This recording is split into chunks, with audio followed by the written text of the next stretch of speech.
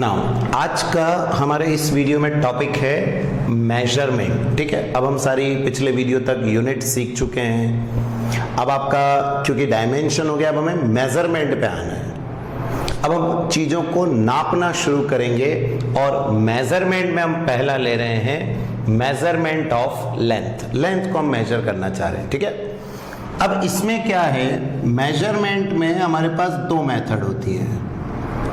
एक होती है डायरेक्ट मेथड और एक होती है इनडायरेक्ट मेथड।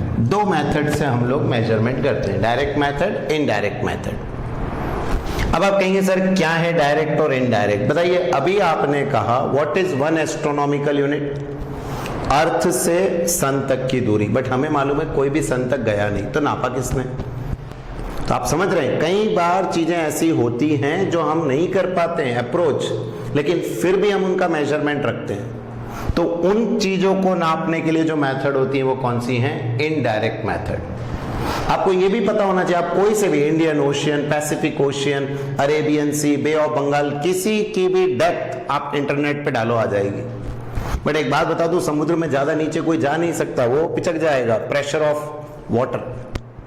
लेकिन फिर भी हमें डेप्थ मालूम है। तो कभी आपको याद होगा 9th क्लास में पढ़ा था सोनार, क्या उससे हम निकाल लेते थे डेप्थ ऑफ द सी? तो फिर से आप समझ गए आंसर, कोई गया नहीं है। कौन सी मेथड है? Indirect method. एक एग्जांपल मैं आपको दे रहा हूं, देखिएगा। ये बुक है आपके पास, ठीक। इस बुक में मैंने आपसे कहा इस एक पेज की कितनी मोटाई है बताओ, इस एक पेज की। अब आप कहें सर इसे एक पेज की मोटाई, हमारे पास जो स्केल है उससे तो हम नहीं निकाल पाएंगे। आपके पास जो स्केल है घर पे, जो आप कंपास में रखते हैं, बताइए उससे थोड़ी नपेगा ये इतना छोटा। एक पेज, सिंगल पेज की ये कितना मोटा है, थिकनेस निकालनी नहीं आ रहा है। लेकिन फिर आपने क्या दिमाग लगाया, सर मैं निकाल के बताता हूं, एक पेज चाहिए ना आपको, मैं निकाल के बताता हूं कैसे। आपने इस बुक को बंद किया, इस बुक को बंद करने के बाद यहां पर मीटर स्केल को ऐसे रखा। मान लीजिए सपोज 3 सेंटीमीटर आ गया, सपोज इसकी पूरी टोटल थिकनेस कितनी आ गई? 3 सेंटीमीटर। आपने कहा सर बुक की टोटल थिकनेस कितनी आ गई? 3 सेंटीमीटर। और फिर आपने बुक खोली और बुक के आखिरी पेज को नोट कर लिया कि कितने पेज नंबर आ रहे हैं। मान लीजिए बुक में आते हैं 1000 पेज, 1000 पेजेस इसमें है। ठीक है, तो आप क्या कहने वाले हैं, सर बुक मैंने ली, बुक को नापा, 3 सेंटीमीटर, कितने पेजेस की? 1000 पेजेस की थिकनेस। अब बताइए इतने बाद, इसके बाद तो मैथ्स कितना आसान है। सर 1000 पेज की थिकनेस कितनी है? 3 सेंटीमीटर, तो बोलो एक की कितनी? 3/100। ये आंसर हो गया। 3 सेंटीमीटर की 1000 पेजेस की बुक बन रही है, तो बताओ एक पेज की कितनी होगी? 3/1000 हो गया कि नहीं? निकाल लिया आपने, एक पेज की थिकनेस आ गई कि नहीं आपके पास? हाँ सर, तो कैलकुलेट हो गया। This is what? Indirect method. ये इनडायरेक्ट मेथड है। तो वी हैव 2 मेथड कि एक तो आप किसी चीज को, एक क्या किया, सपोज आपसे किसी ने कहा बुक की लेंथ बताओ, तो आपने यहां से यहां तक स्केल को रख के नापा, ये लेंथ नाप रहे हो आप। तो ये कौन सी मेथड हुई? डायरेक्ट नाप रहे हो। बट आप समुद्र के अंदर गए नहीं हो कि आपने अंदर जाके उसकी थिकनेस को मेजर किया, आपने इनडायरेक्ट मेथड से उसको किया। तो आप समझ पा रहे हैं, हाँ sir there are 2 method for the measurement, one is direct and one is indirect. और डायरेक्ट मेजरमेंट जब हम करेंगे लेंथ के, तो हम लोग के पास 3 इंस्ट्रूमेंट रहेंगे। एक तो जो आप यूज करते हैं मीटर स्केल, दूसरा एक इंस्ट्रूमेंट अपन आगे पढ़ेंगे इसी चैप्टर में आएगा, वर्नियर कैलिपर, और तीसरा आता है स्क्रू गेज। ये आपके प्रैक्टिकल के पार्ट है दोनों, वर्नियर कैलिपर और स्क्रू गेज। ये प्रैक्टिकल 11th क्लास का, तो ये प्रैक्टिकल पार्ट है, थ्योरी पार्ट नहीं है कि हम इसको बुक में डिस्कस करें, बट अपन पढ़ेंगे। तो ये 3 चीजों से कौन सा मेजरमेंट होता है लेंथ का? Direct measurement. लेकिन हमारा टॉपिक है कौन सा मेजरमेंट? इनडायरेक्ट। तो आप पहले टॉपिक क्लियर हो गया ना? हाँ सर, एक सीधा नाप लेना किसी चीज को, आपका वजन है, खड़े हो जाओ वेइंग मशीन पे नाप दिया, ये हो गया डायरेक्ट मेजरमेंट।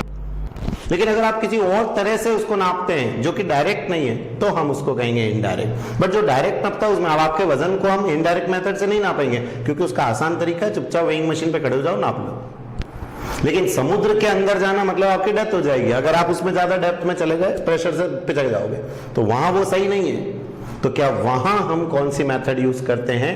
Indirect method. तो अब हम इनडायरेक्ट मेथड पढ़ेंगे for the measurement of length. और लेंथ को मेजर करने के लिए सबसे पहला टॉपिक है हमारा क्या चीज? That is the measurement of length of an accessible object.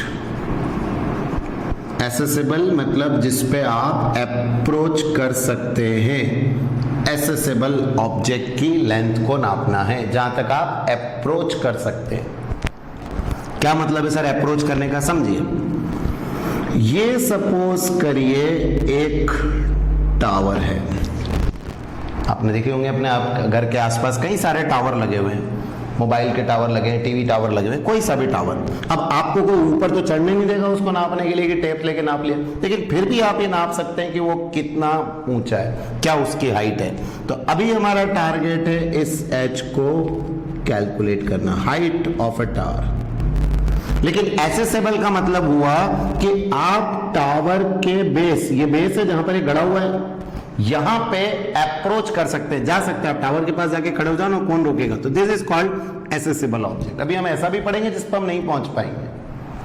तो अभी तो हम किसका मेजरमेंट कर रहे हैं? उस ऑब्जेक्ट का जिस तक हम पहुंच पा रहे हैं। बोलो टावर के यहां बेस तक पहुंच जाओगे। अब आपको क्या करना है? इस टावर के यहां पे पहुंचो और यहां से 1 मीटर, बताइए धरती पे तो नाप सकते हैं ना। टावर के पास गए, एक लगाया टेप और टेप लगा के ऐसे करके कुछ दूरी तक आ गए, ये इस डिस्टेंस तक आ गए। बताइए क्या ये आपके पास मेजर्ड है? Let it be x। ये आपके पास वैल्यू है, ध्यान रखना, क्योंकि आप यहां तक पहुंच गए हैं, यहां से आपने टेप ली और ये नाप दी। आप कहेंगे सर ऐसे तो ऊपर भी नाप दो, तो आप इमेजिन करो एक टावर पे चढ़ के नापना और एक जमीन से नाप रहे हो, ये तो नप जाएगा। तो ये आपने नाप लिया है, ये नहीं नाप पा रहे हैं। फिर इस पॉइंट पे आके आपको एक इंस्ट्रूमेंट आता है एंगल को नापने के लिए, दैट इज सेक्सटेंट। क्या आपको मालूम है? एंगल नापते हैं हम इससे। तो यहां लगाया उस इंस्ट्रूमेंट को और फिर यहां से आपको इस टावर के टॉप को देखना है। अब बताओ, अगर आप यहां पे फोकस करोगे टावर का टॉप थोड़ी दिखेगा आपको। यहां पे ऐसे लिया और ऐसे करके उसको धीरे धीरे, जैसे पहले शुरू में ऐसे रखेंगे, धीरे धीरे धीरे धीरे धीरे धीरे उसको ऐसे ऊपर खोलते जाएंगे। और जब ये यहां से आपको क्या दिखने लग जाएगा? टॉप ऑफ द टावर, वो एंगल आप मेजर कर लीजिए, उसमें दिख जाएगा कितना एंगल है। तो क्या ये एंगल भी आपने नाप लिया? तो सबसे पहले क्या करना है, मैं इनको नाम दे देता हूं। Top of the tower A, base of the tower B, ये पॉइंट सी। सर हम नापने जा रहे हैं लेंथ ऑफ द टावर, और इस टावर की लेंथ में हम यहां बेस तक क्या कर सकते हैं? अप्रोच। इसीलिए इसको कहा कौन सा ऑब्जेक्ट? Accessible object. यहां बेस पे जाके यहां से एक टेप के थ्रू हमने एक लेंथ नापी, what is the length? x। फिर इस पॉइंट से हमने किसको देखा? Sir top of the tower. और ये जो देखा कितना एंगल बना रहा था यहां पर? थीटा। एंगल नाप लिया x, तो आपके पास थीटा और x की दोनों की वैल्यू है। नाउ अब क्या करेंगे? हम लेंगे इन ट्राइंगल ABC ट्राइंगल में आप लेंगे tan थीटा। tan थीटा आप निकालेंगे in triangle ABC। What we will calculate? tan theta. बताओ what is the value of tan theta? Sir perpendicular upon base. Perpendicular upon base आपके पास होगा, ये तो सबको आता है। तो what is the value of perpendicular? बोलो sir AB। AB is the perpendicular. What is the base? Sir BC. तो AB upon BC. AB upon BC. This is the value of tan theta. Now, tan theta is equals to, what is the value of AB? Is the H. What is the value of BC? That is the X. और आपको क्या निकालना है? Sir H। तो क्या हो जाएगा? H is equals to X tan theta. ये हमारे पास कैलकुलेट हो गया। और मैंने शुरू से क्या कहा था? आपने यहां से ये नापा था, एक टेप लेके गए आप बेस ऑफ द टावर पे और यहां से खींच के जिस भी पॉइंट तक लाना है लेके आए, तो ये एक्स आपको मालूम है, एंगल आपने सेक्सटेंट से नाप ही लिया है, तो बताइए क्या हमारे पास h height of the tower आ जाएगी। और ये कौन सा ऑब्जेक्ट हुआ, accessible object. And this method is said to be, क्या बोलते हैं हम इसको, ट्रायंगुलेशन मेथड। तो आपको क्लियर रहेगा सर, ट्रायंगुलेशन मेथड से हम क्या कैलकुलेट कर सकते हैं, हाइट कौन से, एक एसेसेबल ऑब्जेक्ट की बाय ट्रायंगुलेशन मेथड। बताओ ये बनता है। अब दूसरा है हमारे पास, देखेंगे इस तरफ, ये है क्या, मेजरमेंट। अब हम फिर से कहेंगे मेजरमेंट ऑफ लेंथ, ठीक है, measurement of length, but of an inaccessible object. अब इस बार हमारा ऑब्जेक्ट क्या हो गया, इन एसेसेबल हो गया, जहां पे अप्रोच नहीं कर सकते। अब आप कहें सर ऐसा क्यों, हम तो हर जगह पहुंच जाएंगे, आप कैसे कह रहे हैं हम नहीं पहुंच पाएंगे। तो देखो, सपोज करिए ये एक टावर है या कोई माउंटेन है, इसकी हाइट ये माउंटेन है, और इस माउंटेन के इस तरफ एक नदी है, बहुत बड़ी नदी है। अब बताओ, नदी के उस पार है आपका टावर और आप खड़े इस पार, आप इस तरफ है। अब बताओ वहां से टेप यहां कैसे लाओगे। और आप खुद सोचिए, जमीन पर हम टेप बिछा सकते हैं, नदी में कैसे क्या करेंगे, हो गया इनएसेसेबल। तो आपके पास एक टावर है या एक माउंटेन है, माउंटेन के इस तरफ या तो खाई है या फिर इस तरफ कोई ऐसा इनएसेसेबल नदी हो गई, कुछ भी हो गया XYZ, कि आप यहां पर बेस तक अप्रोच नहीं कर पा रहे। अब आपको इसकी हाइट नापना है, ठीक, क्लियर। अब एसेसेबल इनएसेसेबल क्लियर है। तो सर अब इसको कैसे नापेंगे, तो देखिए इसको नापने के लिए अब हम क्या करने वाले हैं, सबसे पहले तो यहां जिस पॉइंट तक आप जा सकते हो वो ले लो, वहां से इस पे फिर वही सेक्सटेंट से इसके टॉप को देखिए, ये टॉप को देखा, एंड ये लाइन भी आपने यहां ज्वाइन कर दी, बट ध्यान रखना ये वाला डिस्टेंस आपको मालूम नहीं है, जो मैं लिख रहा हूं x, ये आपको नहीं मालूम है, h ये भी आपको नहीं मालूम है, जो कि आपको कैलकुलेट करना है height. Let this point be A, B और C। C पॉइंट पे आपने किसको देखा, टावर को, और उस टावर का जो एंगल बना C पॉइंट से, लेट दिस एंगल भी θ1, मैं इसको x1 कर देता हूं, ठीक है, ये x1, इसको मैंने कितना मान लिया यहां पर, x1, बोलो इतना क्लियर। अब क्या करिए, ये जो आपका C पॉइंट है, यहां तो आप अप्रोच कर रहे हैं, यहां से टेप बिछाइए पीछे और आइए D पॉइंट तक, यहां तक आइए। अब ये तो आप नाप सकते हो ना, ये तो एसेसेबल है, आप पीछे ले रहे हो, आगे नदी है, पीछे तो जमीन है, पीछे ले लो। और फिर इसको यहां से यहां तक कितना मान लिया अपन ने, x2। और फिर यहां से आपने फिर से टॉप ऑफ द टावर को देखा, और अब बताओ व्हाट इज द एंगल, θ2। तो बहुत इजी सर, ये ऑब्जेक्ट इनएसेसेबल था, मतलब ये x1 हमें नहीं मालूम, इतनी चौड़ी नदी है या खाई है, जो भी है, जहां से हम अप्रोच कर पा रहे हैं वहां सेक्सटेंट लगा के पहले टॉप ऑफ द टावर देख के एंगल लिया, फिर यहां से थोड़ा पीछे खिसके, बताओ ये डिस्टेंस आप नाप लेंगे टेप से, और फिर यहां से फिर टॉप ऑफ द टावर को देखा और एंगल मेजर किया। नाउ अब मुझे बताइए, इन ट्राइंगल, कौन सा वाला ट्राइंगल ले रहे हैं हम, ABC,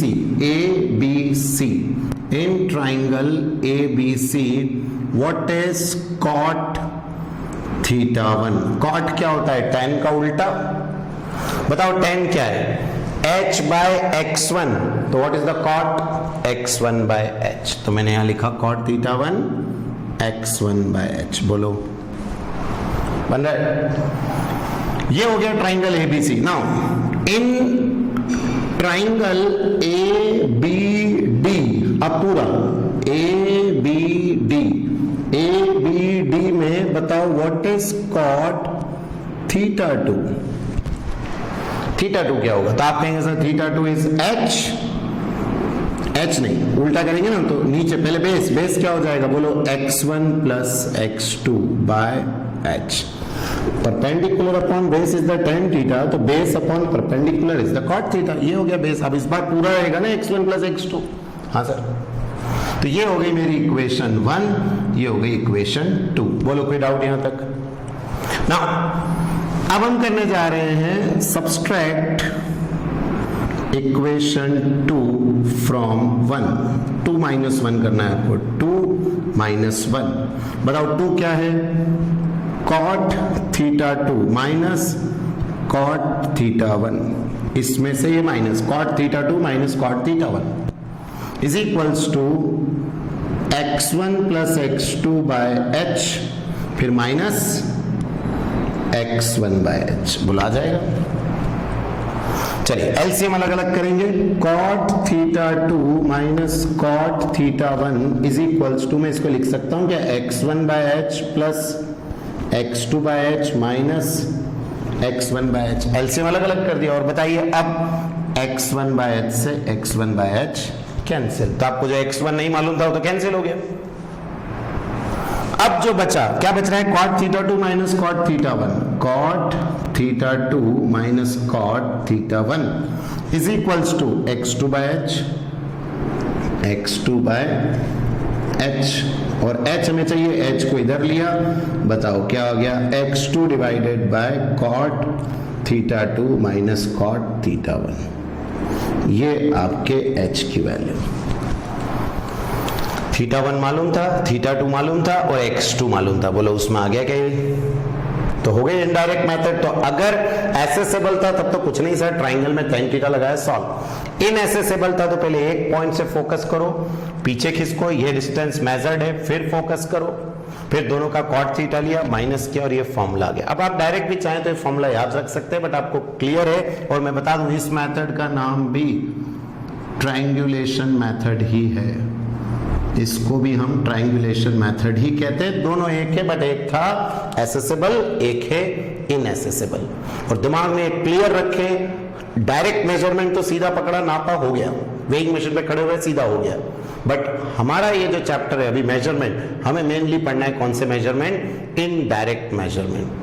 और ये हम प्रैक्टिकली कर भी सकते हैं, बहुत आसान। इसमें सिर्फ आपको एक सेक्सटेंट चाहिए एंगल नापने के लिए, बाकी सब, और टेप इसको नापने के लिए। बाकी तो आप आराम से कोई सा भी टावर, कुछ भी, किसी की भी हाइट निकाल सकते हो। तो आइए दोनों समझ में। मेजरमेंट ऑफ लेंथ, नोट करो इसको।